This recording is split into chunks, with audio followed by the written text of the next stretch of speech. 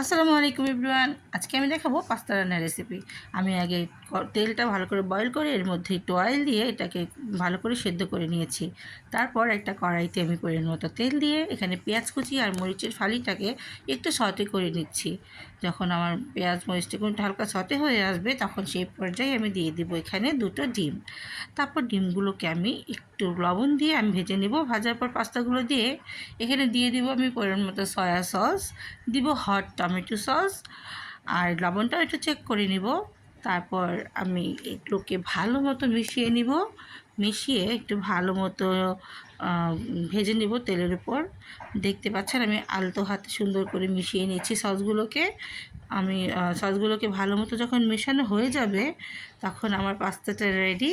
তারপর এটাকে আমি সার্ভ করব। এটা সার্ভ করার পালা। দেখেন এটা দেখতে কতটা ইয়াম্মি লাগছে দেখতে। এটা খেতেও দারুণ ছিল।